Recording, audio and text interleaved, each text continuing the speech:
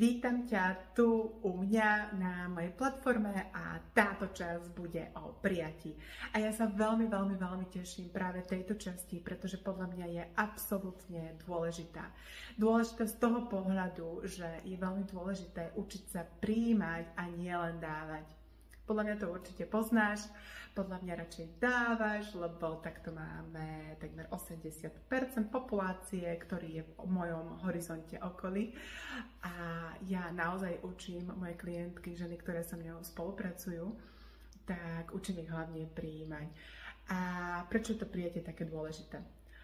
Ja to poviem absolútne s takou jednoduchosťou. Keby sme len dávali, tak tá energia, tá rovnováha by nebola v súlade. Nie, že by ťa to prestalo baviť, ale nemalo by to taký ten účinok. A teraz si zober, že my chceme ten svet robiť krajší a chceme ho zvelaďovať, chceme v tom našom okolí mať ľudí, ktorí naozaj majú potrebu alebo chcú ten svet robiť absolútne krajším a potrebujú sa naučiť takisto dávať. A teraz si zober, keby si nepríjmala, tak jednoducho tam nie je tá rovnováha a my síce príjmame, respektíve my dávame, ale sa obávame príjmať, tak inak povedané, keď si to zober z toho druhého pohľadu, tak nedávame príležitosť tým druhým dávať, aby ten svet bol krajším.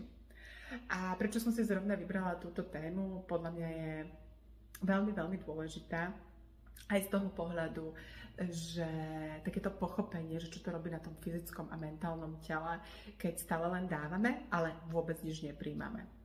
A teraz ma napadá v tejto súvislosti jeden taký krásny príbeh. Predstav si strom, ktorý je niekde v sade, a na ňom sú také krásne jablčka, všade sa tak blištia, trblitajú, sú také lesklé, od slniečka ohriate, červené a ten strom má absolútne veľa plodov. A na každej tej vetve alebo konáriku je sem tam nejaké to jablčko, alebo je ich tam trošku viacej, nie sem tam, ale sú tak v susedstve spoločne. A je ich tam naozaj veľké množstvo, až ten strom sa tak nejakým spôsobom, tie konáre sa tak preháňajú pod tou náložou toho plodu alebo toho ovocia. No a teraz si predstav, že tie jablčka sú tam, užívajú si ten slnečný krásny svit, a slnečko svieti a zrazu príde pod ten strom mamička so svojím chlapčekom, so svojím dieťaťom, synom. No a čo sa stane? Oni sa rozprávajú sa o tom, že boli niekde na návšteve a tá mamička jednoducho povedala svojmu šeličekovi, darčeky sa neberú, toto nie je vhodné, nemalo by sa to, prišli sme ich len pozrieť a prosím ťa, neber si darčeky, vráť to naspäť. Proste mu zabránila nejakým spôsobom príjmať dar, ktorý on dostal od niekoho. A ten chlapček sa pýta, mami, ale prečo je to tak? A rozoberali túto konverzáciu a maminka mu hovorí, vieš, že nie je to slušné, my keď prídeme na návštevu, tak neočakávame, že niečo dostaneme, ale ideme pozrieť ako keby tých susedov alebo tú rodinu, ktorú sme si vybrali. A on sa stále pýta a nerozumie tomu a maminka mu stále vysvetľuje, no proste je to jednoducho tak a nepatrí sa to a neber si od každého čokoľvek ti niekto niečo dá. No a tento rozhovor počuje jedno takéto jablčko na tom stromčeku a rozmýšľa, že jeho naozaj započúval sa do toho rozhovoru a to jablčko si všetky tieto myšlienky ako keby nasalo k sebe.